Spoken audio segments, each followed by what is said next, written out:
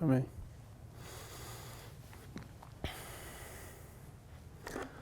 Sejam todos bem-vindos de novo a esse estudo. Estamos estudando as linhas de reforma. Começamos ontem com um texto do Grande Conflito e eu vou ler de novo. Esse texto sempre foi a base desse estudo que estamos fazendo. É impossível, basicamente, estudar as linhas de reformas e não estudar esse texto, e não ter esse texto em mente.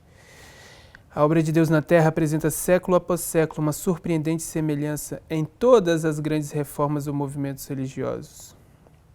Surpreendente semelhança, é isso que é o foco.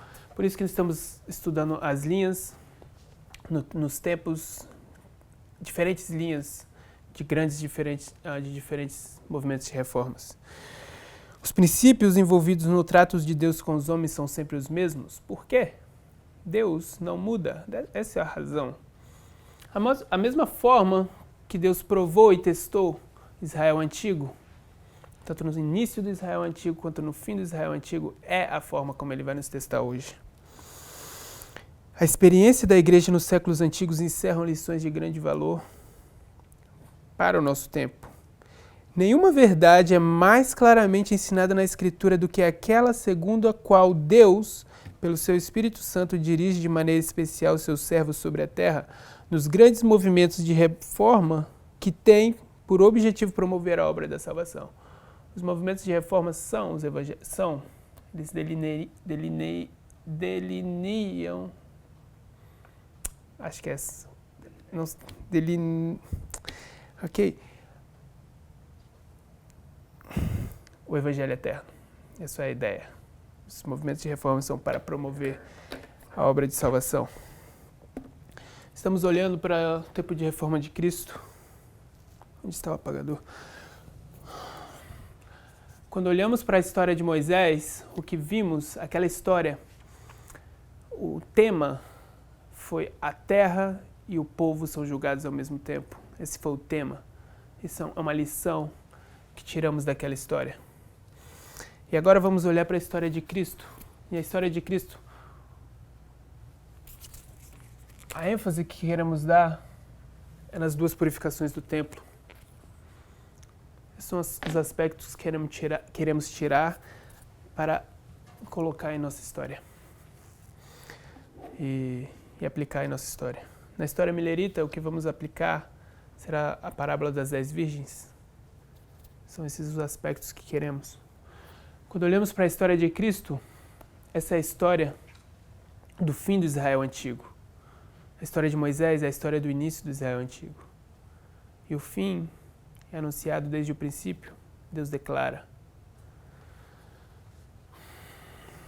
O tempo do fim é o primeiro marco em todas as linhas de reforma, e antes do tempo do fim temos um período de trevas. Vamos em Lucas capítulo 1, verso 79.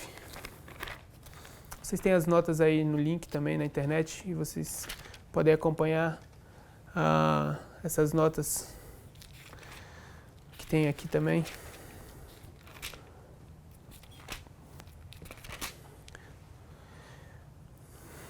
Lucas 1, 79. Para iluminar os que estão assentados em trevas e à sombra da morte, a fim de dirigir nossos pés pelo caminho da paz.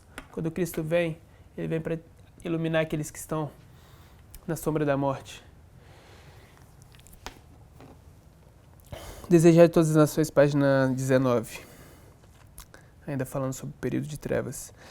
À medida que Israel se havia separado de Deus, sua fé se enfraquecera, e a fé e a esperança deixara de, por assim dizer, de iluminar o futuro. As palavras dos profetas eram incompreendidas. Eles não entendiam futuros porque eles não tinham mais as palavras dos profetas. O período de trevas é quando o povo se afasta de profecia. E sem profecia o povo perece. Para a massa do povo, a morte era um terrível mistério. Para além, a incerteza e as sombras. Não era só o pranto das mães de Belém, mas o clamor do grande coração da humanidade que chegou ao profeta através dos séculos. A voz ouvida em Ramá, lamentação, choro e grande pranto. Raquel chorando seus filhos e não querendo ser consolada porque já não existem. Na região da sombra da morte, sentavam-se os homens sem consolação, com olhares ansiosos aguardavam a vinda do libertador. Quando as trevas seriam dispersas e claro se tornaria um mistério futuro. Isso, o povo está aqui na região da sombra da morte. Por quê? O que a gente sabe é que o mistério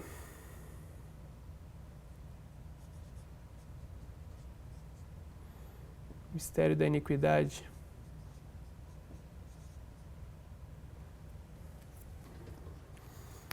é o que leva e o que produz aquela situação de trevas. E o mistério da iniquidade é o quê? Mistura de duas sementes, é isso a ideia. Quando eles misturam sua teologia, quando eles misturam-se com mulheres, etc. Isso é a mistura. E por causa dessa mistura, essa tendência de se unir com o que não deve, Deus vem em um processo, que é o Evangelho Eterno, Ele vem colocar inimizade entre essa mistura que aconteceu aqui. Vamos olhar aqui ao ministério da iniquidade no tempo de Cristo. Ao tempo de Cristo, a vila ou cidade que não providenciara, isso é Desejado de Todas as Nações, página 40. Ao tempo de Cristo, a vila ou cidade que não providenciava quanto à instrução religiosa da mocidade era considerada sob a maldição de Deus. Todavia, o ensino se tornara formal.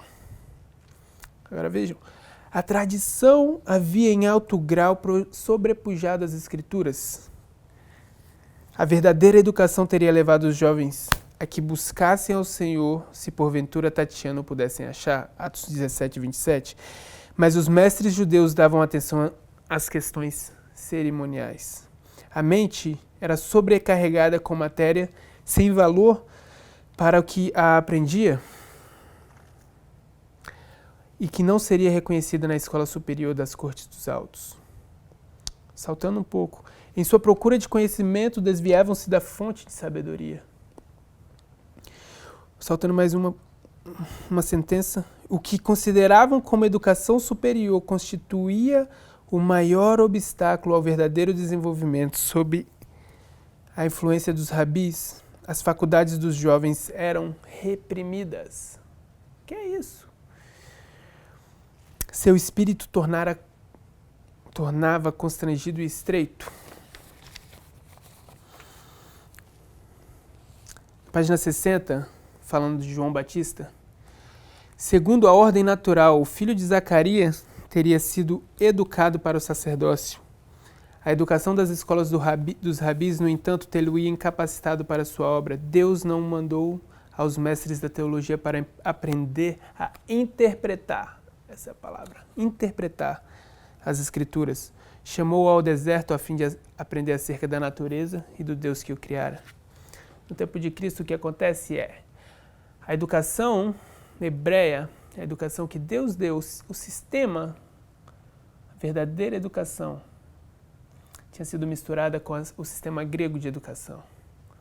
O sistema grego de educação, a premissa básica do sistema grego de educação é: você deve duvidar. Isso não é verdade, até que você consiga provar que aquilo é verdade. Quando você vem para a Bíblia, você não precisa ser exatamente como está aqui. Você não precisa crer 100%. Você pode questionar completamente a Bíblia. Esse é o sistema grego de educação. Mas o sistema hebreu, o verdadeiro sistema de educação, é baseado na fé. Os filhos de Deus precisam ter fé. E Deus diz que nós matamos Ele quando nós duvidamos, quando não temos fé. Isso é o sistema hebreu. É o que deveríamos ter.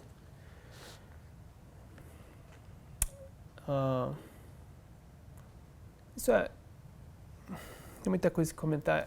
Isso é também hoje, no nosso sistema educacional, exatamente assim. Nossos líderes, eles são treinados para duvidar. Você deve questionar se é de fato assim, como a Bíblia fala. Você deve questionar se o Espírito de profecia quer realmente dizer o que ele quer dizer. Essa é a base. Isso é a base hoje do Adventismo. É isso que temos, talvez, a maior dificuldade hoje para se aceitar os textos inspirados, de se realizar uma reforma no povo de Deus, porque não podemos mais entender a Bíblia, porque estamos com nossa doutrina, nossa religião misturada com ensino grego, ensino protestante.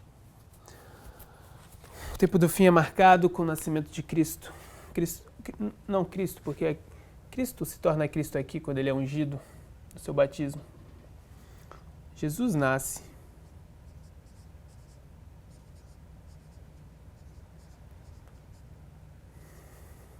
E João Batista nasce. Isso são profecias que se cumprem.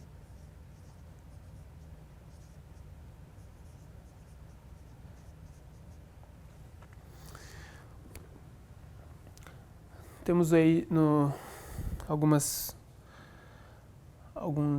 referências das profecias a respeito de Jesus. O nascimento de Jesus é o cumprimento de profecia. E é o que marca o tempo do fim. Da forma como João Batista marcou aqui também. E Moisés, quando nasce, Moisés é o libertador que vai conduzir toda aquela obra. Nessa história, nós não temos somente um mensageiro para todo.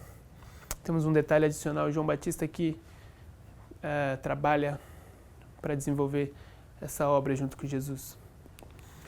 Quando Jesus nasce, o que temos é um rei.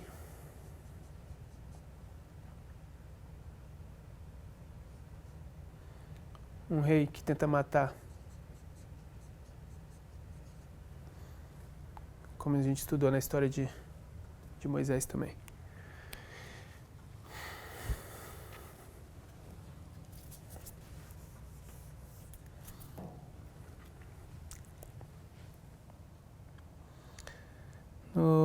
Nas notas de vocês, eu coloquei as referências. Vocês podem ler. Esses são os cumprimentos de profecia, da profecia que marca o tempo do fim para aquela geração, da geração de Cristo. O que acontece quando Cristo nasce? Quando Cristo nasce, aqui, no tempo do fim, o conhecimento aumenta. E um dos aspectos aqui, uma das provas que temos para o aumento de conhecimento, vamos listar aqui, temos os sábios do Oriente, os pastores e Simeão e Ana, são os que escolhemos para colocar aqui, como aqueles que começam a entender as profecias. É um aumento de conhecimento. E os sábios do Oriente são aqueles que vêm e passam nas cortes e algo interessante acontece aqui.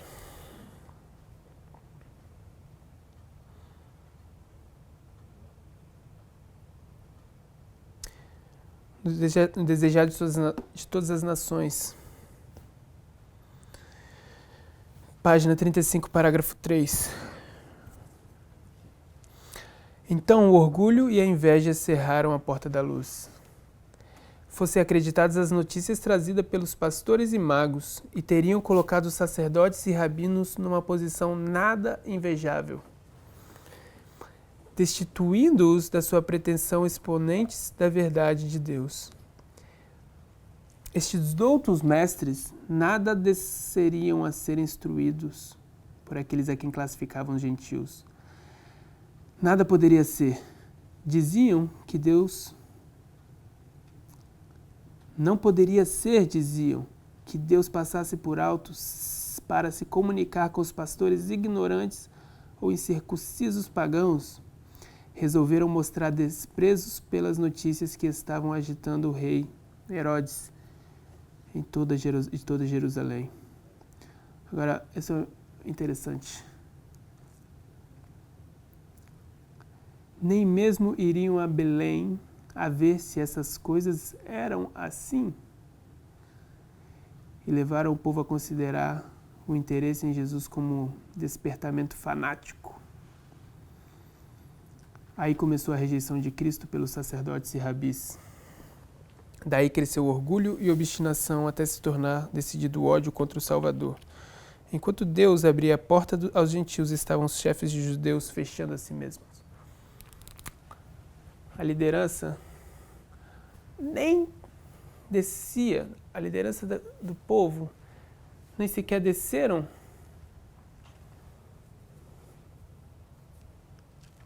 a Belém para olhar se aquilo era assim. Quando essa mensagem chega, a liderança sabe, no parágrafo anterior, eles foram às Escrituras, eles sabiam que a profecia devia se cumprir aqui, mas eles não vão, eles não sequer olham, a liderança não vai olhar aquela profecia. E quando isso acontece, aqui a liderança começa a ser passada.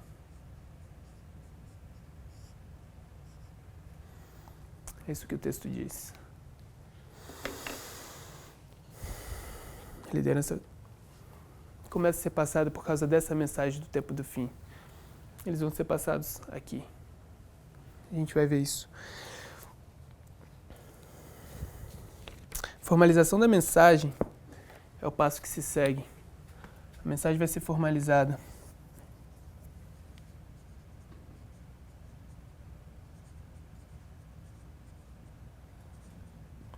Aqui.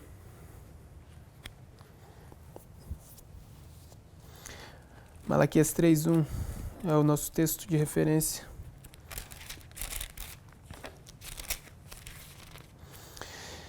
E eis que eu envio o meu mensageiro que preparará o caminho diante de mim.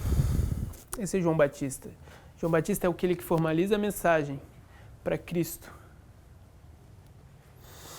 E de repente virá ao seu templo o Senhor, a quem vós buscais, o mensageiro da aliança a quem vós desejais. E eis que ele vem, diz o Senhor, o Deus dos exércitos. Vamos comentar essa segunda parte do texto mais à frente. João Batista é aquele que formaliza a mensagem. Quando João Batista tem 30 anos.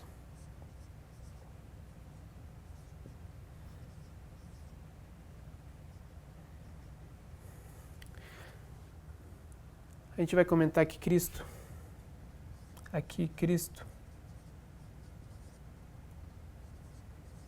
tem 30 anos. Isso aqui é 27 depois de Cristo. Isso aqui é 4 antes de Cristo.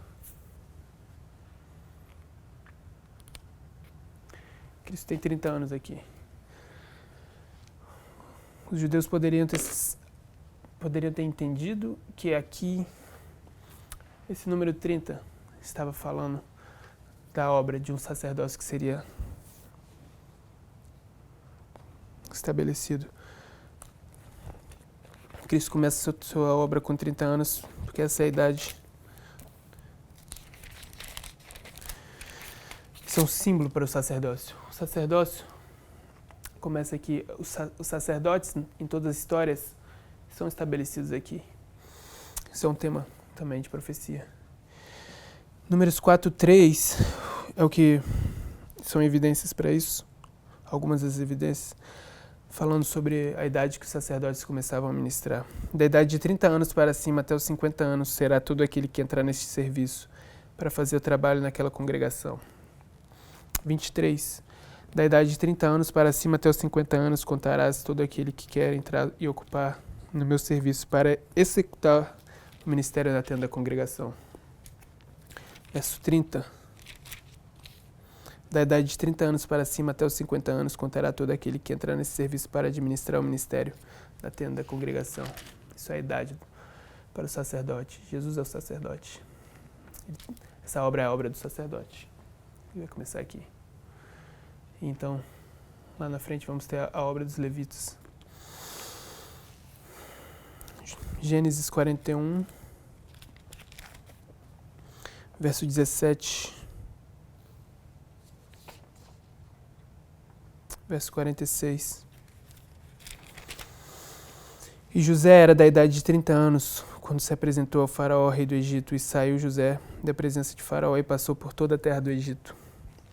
Quando José é ungido, José é um tipo de Cristo. Quando José é ungido, ele tem 30 anos. E 2 Samuel,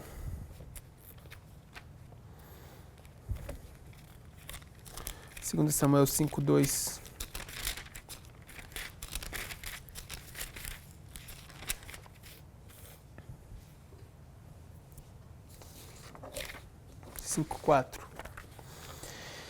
Da idade de 30 anos era Davi quando começou a reinar. Davi é ungido quando ele tem 30 anos também. 40 anos reinou. Isso era mais uma evidência. Os judeus tinham acesso a essas informações e eles não conseguiam entender. Eles tinham suas visões já cegadas por aquilo que eles estabeleceram aqui no início de suas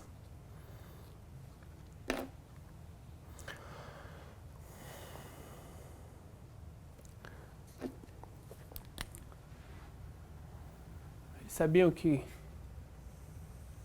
isso era o fim da 69ª semana de Daniel 9:24.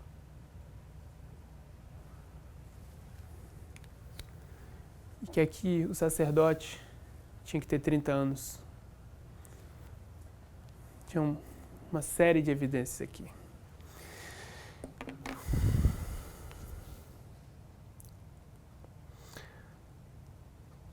Ok, vamos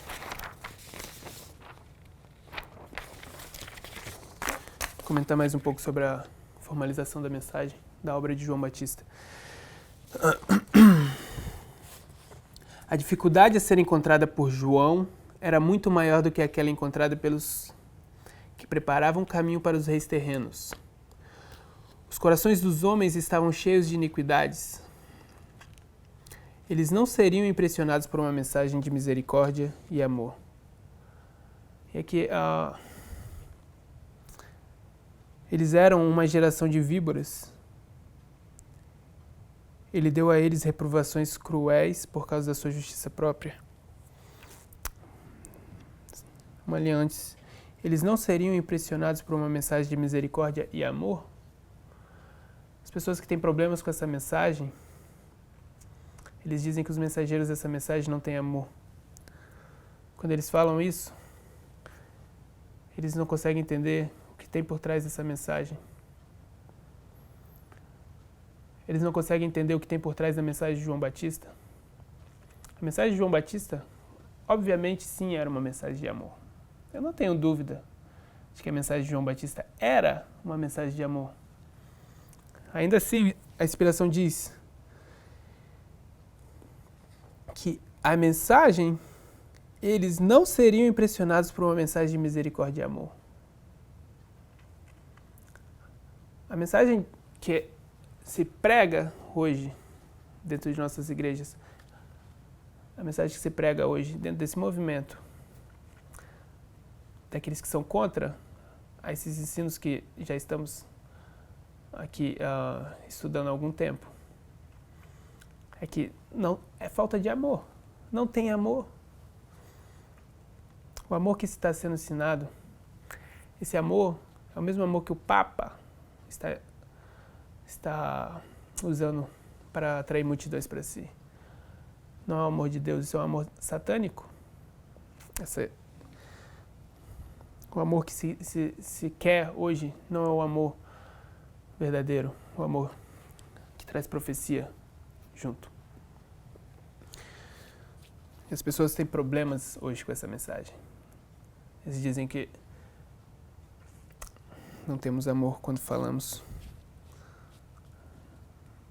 Isso é a mensagem de João Batista. A obra de João Batista, eles eram uma geração de víboras. Ele deu a eles reprovações cruéis por causa das suas justiças próprias. A obra de João era expor o caráter das obras dos fariseus, colocando suas tradições e heresias na sua verdadeira luz diante das pessoas. Isso era a obra de João. Mateus 3. Mateus 3. Vamos ler Mateus 3.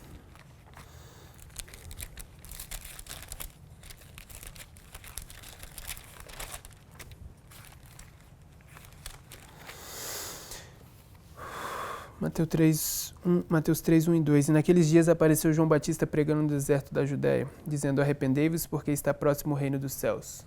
Essa era a obra de João. A doutrina que João pregava era, primeiro, arrependimento dos pecados passados. E então, o reino de Deus está próximo. O arrependimento de pecados passados, o que é isso? Também, um dos aspectos que ainda algumas pessoas não compreendem quando estão lidando com essa mensagem, eles simplesmente... o que temos em comum é que nós precisamos nos arrepender dos nossos pecados. Isso é verdade. Mas o que as pessoas não compreendem é que o arrependimento pelos pecados passados, os pecados dos pais, isso é um ensinamento bíblico. Pedir perdão pelos pecados dos pais. Isso é também a obra de João Batista. Os pecados nossos pais espirituais cometeram. Nós somos contados como que temos que pedir perdão por esses pecados. E é isso que também alguns não entendem. E que essa mensagem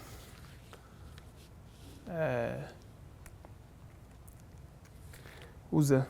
Nós temos entendido isso. Nós estamos no momento onde devemos entender isso. A obra de Cristo também era essa obra. Essa mensagem que foi formalizada vai ser a obra que Cristo vai levar adiante. Essa mensagem vai até o final. E depois comentamos isso mais adiante. Marcos 1. Agora vamos ver qual é a mensagem de Cristo. Marcos 1, 14 e 15. E depois que João foi entregue à prisão, veio Jesus para a Galiléia pregando o evangelho do reino de Deus e dizendo: o tempo está cumprido, o reino de Deus está próximo, arrependei-vos e crede no evangelho. A mensagem de Cristo também era essa mensagem. Vamos a Mateus 23.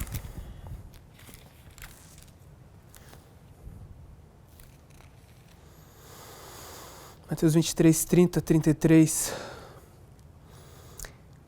Jesus falando. Antes de lermos, quando alguém começa a estudar essa mensagem não é uma mensagem que você começa a estudar. Isso não é para um estudo bíblico. Isso não é um estudo bíblico. Quando você entende as linhas de reformas, quando você começa a estudar essas mensagens, ou você entende isso, e agora você vai entender o que realmente está dependendo a salvação sua e das pessoas, ou você vai se tornar um agente contra essa mensagem. Essa mensagem não produz um meio termo. E aqueles aqui, se vocês estão entregando essa mensagem, se vocês, no seu caminho, professam crer nessa mensagem de João Batista, e ao entregar essa mensagem, nós estamos produzindo duas classes de adoradores, que é a mensagem de João e a mensagem de Cristo, porque essa mensagem não está sendo entregada corretamente. Isso é isso que algumas pessoas não entendem quando chegam a essa mensagem. Essa mensagem produz duas classes de adoradores. Isso não é simples estudo bíblico. Isso é uma conclusão que você... Mateus 23. Vamos ver como essas duas classes de adoradores são, sim, produzidos pela mensagem de João. Verso 30, Jesus diz a respeito dos fariseus: e dizeis, se existíssemos nos dias dos nossos pais, nunca nos associaríamos com eles para derramar o sangue dos profetas. O que esses homens dizem é que eles são filhos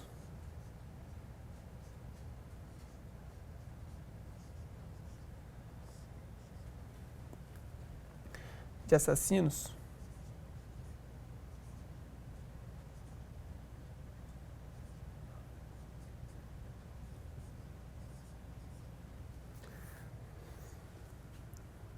Uma vez que eles dizem que são filhos de assassinos, eles também são assassinos. E é isso que Cristo continua dizendo. Assim, vós mesmos testificais que sois filhos dos que mataram os profetas. Enchei vós, pois, a medida dos vossos pais. O que esses homens fazem é a mesma obra. Eles enchem aquela obra e fazem as mesmas coisas.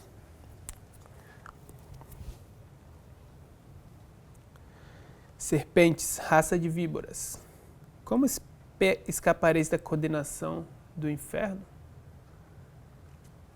E o que Jesus faz aqui, isso não é simplesmente uma afirmação impolida da parte de Cristo. Isso é uma afirmação profética. Aqueles homens são filhos de víboras, da serpente. A menos que se arrependam, sua condenação é o inferno. Isso é uma afirmação profética. Raça de víboras. Atos 3, 25.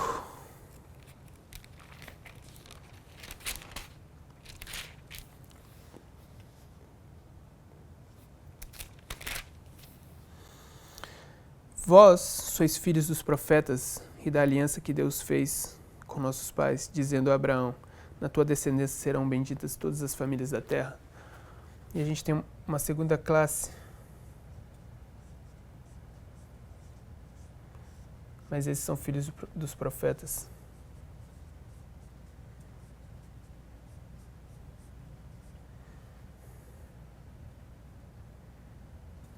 Profetas têm essa.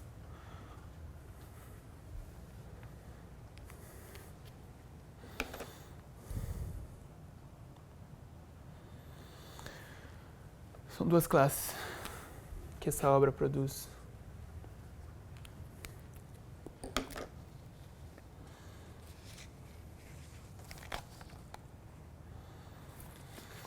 A mensagem é fortalecida, então.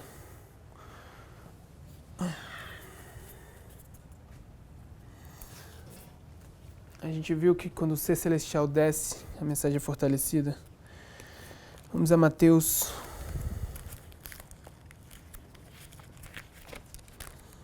3,13.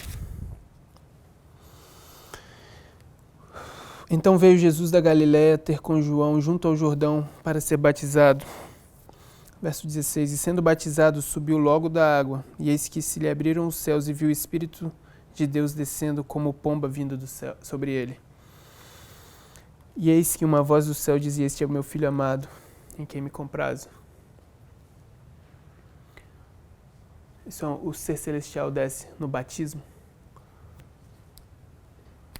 O batismo é um símbolo da circuncisão, o anjo da circuncisão que desce na história de Moisés. Isso é o paralelo aqui.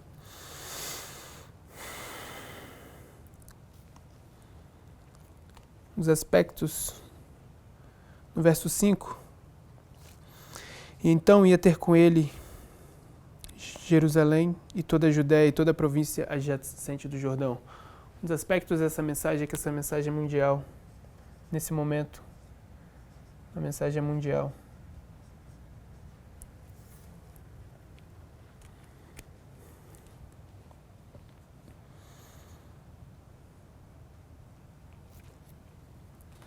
Ok.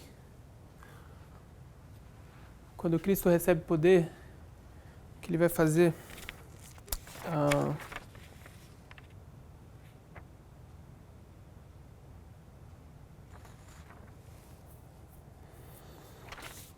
Vamos ler Mateus 5, Mateus 10.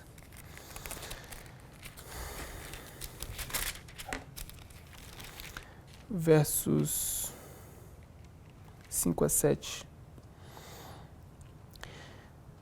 Vamos ler o verso 1, 5 ao 7. E chamando os seus 12 discípulos, deu-lhes poder sobre os espíritos imundos para expulsarem e para curarem toda a enfermidade e do mal. Ele agora é quando chama os 12 discípulos. A gente sabe que aqui, quando a mensagem é fortalecida, que a mensagem chega. Quando a mensagem é fortalecida, é quando Jesus chama os seus discípulos. É no batismo de Cristo que ele chama os seus discípulos. É isso que entendemos. Que Cristo faz em nossa história também no 11 de setembro. Ele começa a chamar seus discípulos. E clamando e chamando os seus 12. E o verso 5. E Jesus enviou estes 12 e lhes ordenou dizendo: não ireis pelos caminhos dos gentios, nem entrareis na cidade dos samaritanos, mas ide antes as ovelhas perdidas da casa de Israel. E indo pregai dizendo: é chegado o reino dos céus.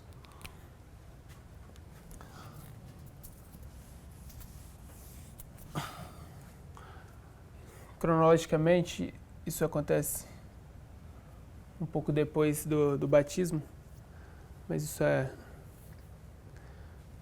tem que ver com esse marco. E aqui,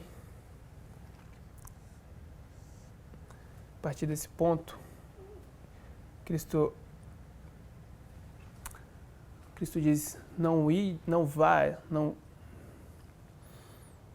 ireis pelos caminhos dos gentios. A obra aqui é uma obra interna. Cristo está juntando seus discípulos para fazer um trabalho interno. Com quem esse trabalho? Mas e diante as ovelhas perdidas da casa de Israel? As ovelhas perdidas da casa de Israel foi porque aqui a liderança que começou a ser passada aqui tem seu processo.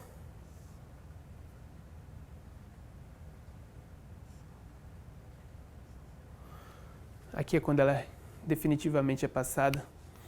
E Cristo não vai mais aos líderes judeus, ele vai aos 12 discípulos. E a liderança foi passada naquele momento. Essas ovelhas perdidas são as ovelhas que Jeremias 23 fala. Vamos ler do verso 1 ao 4. Ai dos pastores que destroem e dispersam as ovelhas do meu pasto, diz o Senhor. Portanto, assim diz o Senhor, Deus de Israel, contra os pastores que apacentam o meu povo. Vós dispersastes as minhas ovelhas e as afugentastes, e não as visitastes. Eis que eu visitarei sobre vós a maldição das vossas ações, diz o Senhor. Eu mesmo recolherei o restante das minhas ovelhas e todas as terras para onde a tiver afugentado, e as farei voltar ao seu aprisco. E frutificarão, e se multiplicarão, e levantarei sobre elas pastores que a apacentem, e nunca mais temerão, nem se assombrarão, nenhuma delas faltará, diz o Senhor.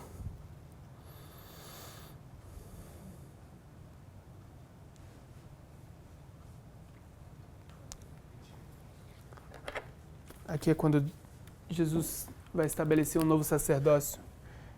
Ele estabelece,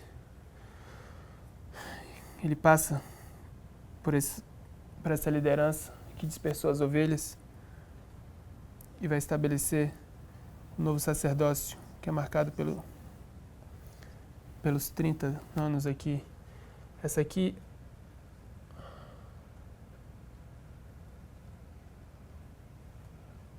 é a história dos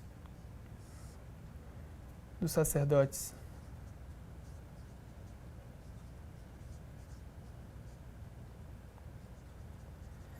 onde começa a história dos sacerdotes. E o motivo que eles não devem ir para as outras ovelhas fora do rebanho é porque eles precisam ajuntar as ovelhas que estão perdidas até aqui.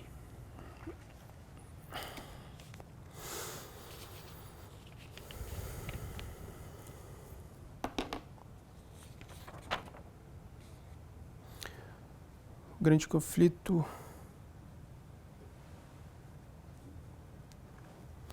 Grande conflito, página 346. O que os discípulos haviam anunciado em nome do Senhor era correto em todos os pormenores, e os acontecimentos preditos estavam mesmo então a ocorrer. O tempo está cumprido e o reino de Deus está próximo. Havia sido a mensagem. A terminação do tempo, as 69 semanas de Daniel 9, as quais deveriam estender até o Messias, o ungido, Cristo recebera a unção do Espírito depois de ser batizado por João no Jordão. E o reino de Deus que eles declararam estar próximo foi estabelecido pela morte de Cristo. Cristo é ungido no ano 27 depois de Cristo. Mais uma evidência de que aqui os discípulos de Cristo não deveriam ir fazer evangelismo fora da casa de Deus. No Profetas e Reis, página 359, parágrafo 1, parágrafo 1. Então disse o anjo, e ele confirmará o concerto com muitos por uma semana, 7 anos.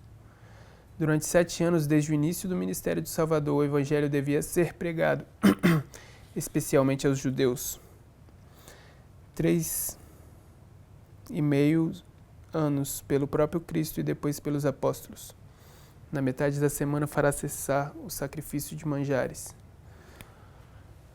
Isso é mais uma evidência de que aqui o povo de Deus deve fazer um trabalho interno. Porque os pastores foram passados aqui. Aqui eles são completamente passados porque eles não têm mais a mensagem. A mensagem Deus deu agora para aqueles que foram fiéis a toda a luz de verdade que receberam.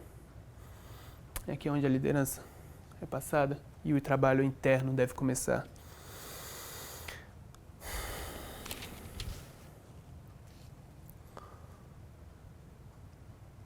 Aqueles que fazem essa obra,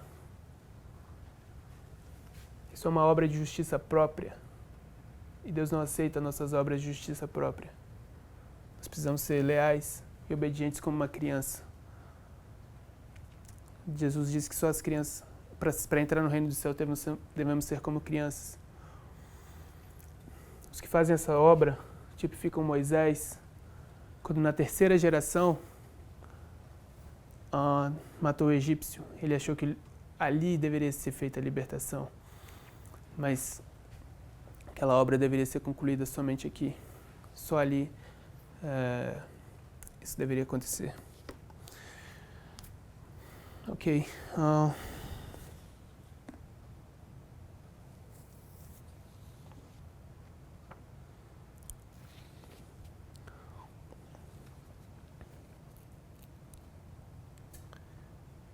Vamos a Lucas. Lucas 7, 29 e 30.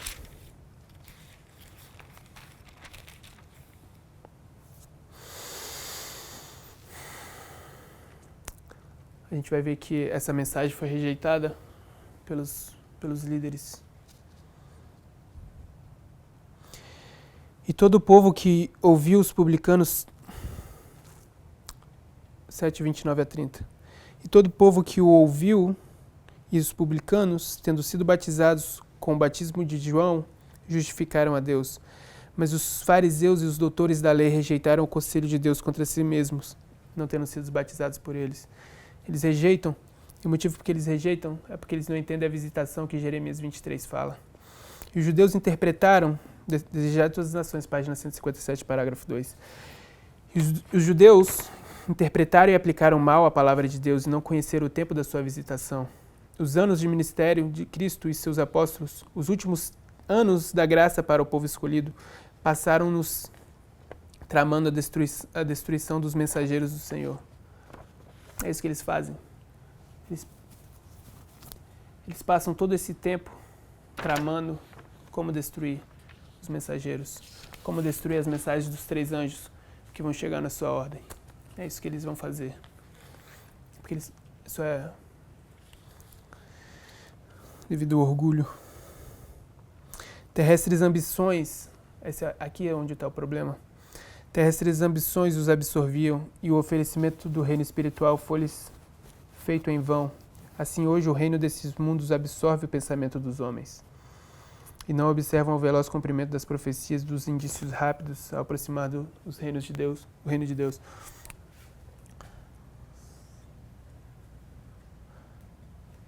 Cristo queria oferecer para eles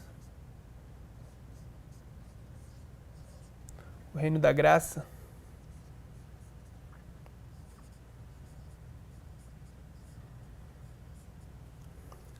mas o reino da graça era um reino espiritual.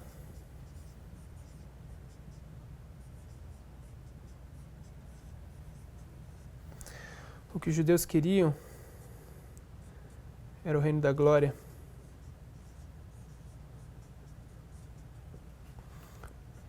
Esse era um reino físico, um reino literal,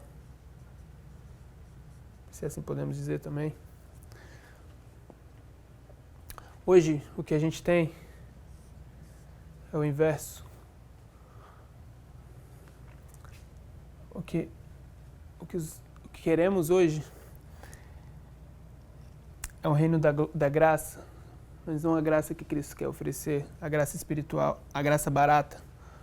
Hoje o que queremos é o reino da graça, mas é o reino da graça barata. E o reino da glória, nós não queremos. Nós queremos, o que ouvimos é, o céu está longe. Talvez não vai ser essa geração. Você não pode acreditar que você vai ver Cristo voltar em seu tempo. Porque as pessoas que acreditaram nisso, quando eu era mais jovem, foram para o campo, não terminaram seus estudos e hoje estão em situações desprivilegiadas. Eles não querem o reino da glória. O papel inverteu. Os fundamentos são colocados. Uma vez que a mensagem é fortalecida, os fundamentos vão ser colocados. Os fundamentos dessa mensagem é Cristo. Vamos a Isaías 28.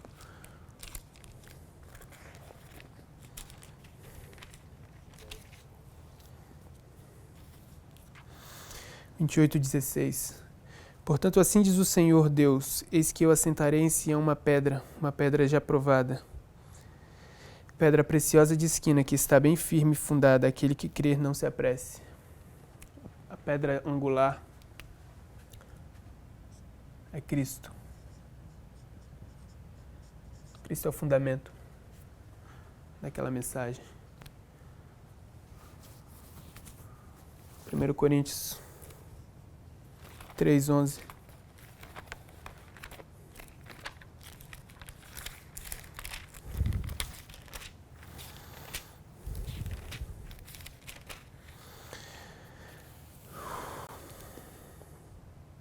Porque ninguém pode pôr outro fundamento além do que já está posto, qual é Cristo. Esse é o fundamento da mensagem. Esse é o fundamento que é estabelecido. E aí, quando o fundamento é colocado aqui, nós vamos ter uma ação do inimigo que é conectado com o fundamento.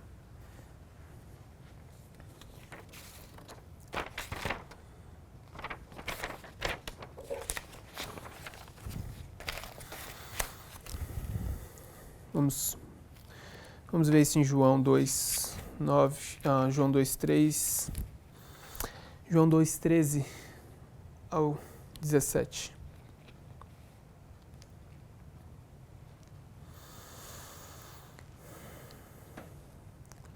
A atividade dos inimigos é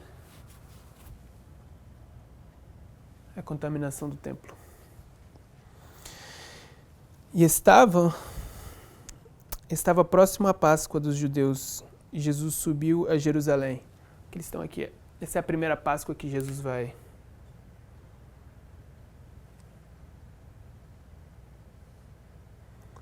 Essa é a primeira Páscoa.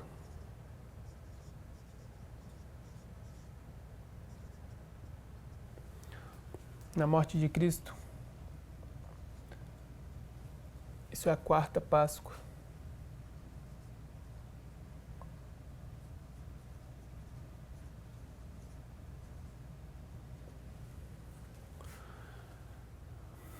Entre a primeira e a quarta Páscoa, você tem a segunda, entre a primeira e a segunda você tem um ano, entre a segunda e a terceira você tem mais um ano, entre a terceira e a quarta você tem mais um ano, você tem 3 anos entre isso, 3 anos. E estava próximo à Páscoa dos judeus, e Jesus subiu a Jerusalém, e achou no templo os que vendiam bois e ovelhas e pombos, e os cambistas assentados. E tendo feito um açoite e cordões, lançou todos fora do templo, e também os bois e as ovelhas, e espalhou o dinheiro dos cambistas, e derrubou as mesas. E disse aos que vendiam os pombos: tirai aqui estes, e não façais da casa de meu pai casa de venda. E os seus discípulos lembraram do que estava escrito: o zelo de tua casa me devorou.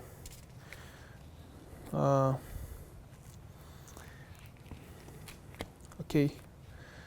Isso é a contaminação do templo. Uma vez que eles estão contaminando o templo, e o fundamento do templo, a pedra angular do templo era Cristo, mesmo que eles não saibam, mesmo que eles não entendam a ação que eles estão fazendo, aquilo era uma negação direta a Cristo. A contaminação do templo era uma negação direta a Cristo. Isso é atividade dos inimigos que conduz a segunda mensagem angélica.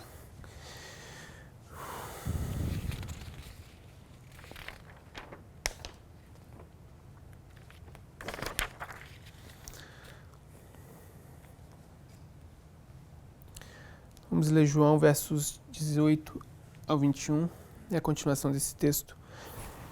Responderam, pois, os judeus e disseram-lhe: que sinal nos mostras para fazer isto? Jesus respondeu e disse-lhes: destruí esse templo, e em 3 dias o levantarei. E disseram, pois, os judeus: em 46 anos foi edificado este templo, e tu o levantarás em 3 dias? Mas ele falava do templo do seu corpo, ele falava do templo espiritual. A gente, em um sentido, Cristo estava falando do seu corpo quando ele ia morrer. Por 3 dias ele ia destruir e edificar o templo novamente. Isso é um nível da aplicação. Mas a gente sabe também que isso são profeticamente o que Jesus estava falando para eles. É que aqui você tinha 3 anos proféticos até quando aquilo ia acontecer. Estava numa Páscoa quando ele profetiza 3 anos depois, as 3 mensagens angélicas. O que temos aí também é que esses 46 anos, comparado com esses 3 dias que representam as 3 mensagens angélicas, esses 46 anos aqui está conectado com o templo e é um paralelo com os 46 dias que José passou no monte recebendo instruções sobre a lei e sobre o templo. Moisés.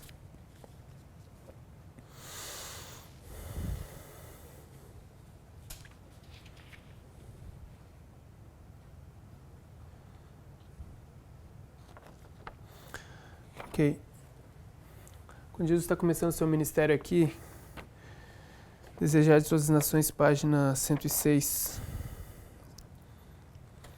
Não era a intenção de Jesus que suas palavras fossem compreendidas. Uma exposição delas seria desvendar prematuramente aos judeus o resultado de seus preceitos e incredulidades. Já tinham entrado em um caminho que deliberadamente haviam de prosseguir até que fosse levado como ovelha para o matadouro. Essa mensagem precisa desenvolver gradualmente.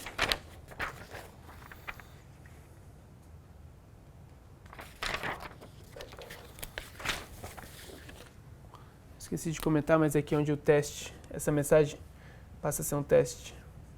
Assim como foi para Moisés, passa a ser um teste. Jesus, depois do seu batismo, vai ser testado 3 vezes no deserto. Isso acontece aqui em um nível menor, mas é um paralelo a isso.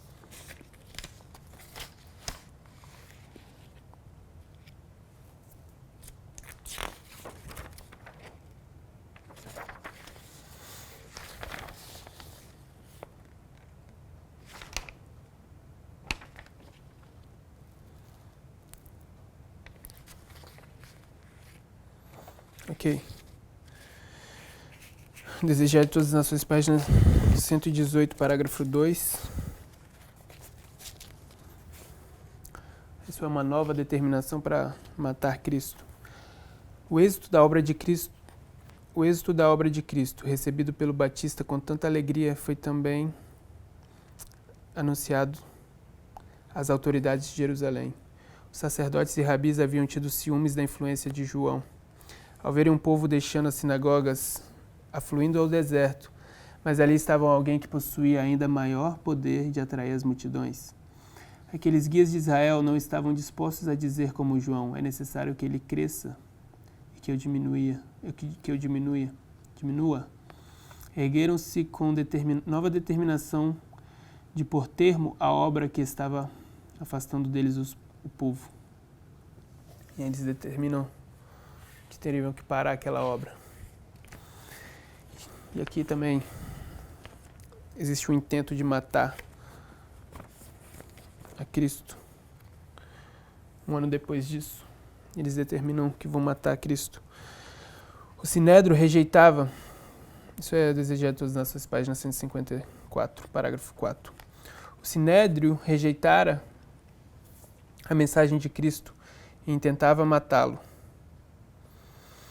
Portanto, Jesus partiu de Jerusalém e afastou-se dos sacerdotes, do templo, dos guias religiosos, do povo que foram instruídos na lei, e voltou-se para outra classe, para proclamar sua mensagem e reunir os que haviam de levar o Evangelho a todas as nações.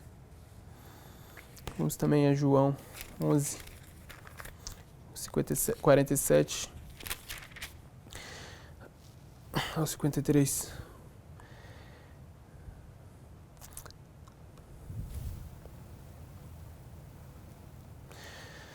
Depois os principais sacerdotes e os fariseus formaram um conselho e diziam: o que faremos, porquanto este homem faz muitos sinais? Se o deixamos assim, todos crerão nele, e virão os romanos e tirar-nos-ão o nosso lugar e a nação. E Caifás, um deles, que era sumo sacerdote naquele ano, lhes disse: vós nada sabeis, nem considerais que nos convém que um homem morra pelo povo e que não pereça toda a nação. Pela desculpa de união, pela desculpa de manter o povo unido, o que eles fazem é que eles precisam acabar com aquele mensageiro. Eles precisam matar Jesus. Esse homem, Jesus, está dispersando o povo. Nós precisamos acabar aqui. Porque senão todo o nosso sistema vai ser corrompido. Isso não pode continuar. Ora, ele não disse isto de si mesmo, mas sendo sumo sacerdote daquele ano, profetizou que Jesus deveria morrer pela nação. E não somente pela nação, mas também para reunir um corpo os filhos de Deus que andavam dispersos. Desde aquele dia, pois, consultavam-se para o matarem. Isso é o que acontece aqui.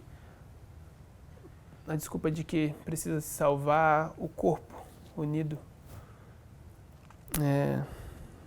Eles precisam matar Cristo.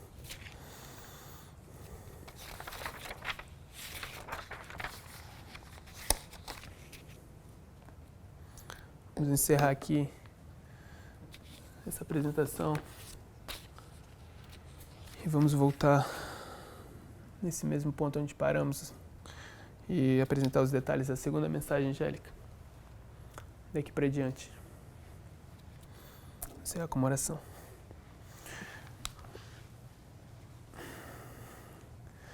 Querido Deus, Pai bondoso, queremos te agradecer por esses momentos de estudo, onde podemos aprender a forma como o Senhor conduz o seu povo, essas mensagens tão importantes, que o Senhor possa abrir nossas mentes, abrir nossos corações, que possamos estar dispostos a aceitar todo o raio de luz do céu, quebre todo o nosso preconceito e ajude-nos compreender como nascer de novo e que possamos trabalhar em prol dessas as ovelhas perdidas.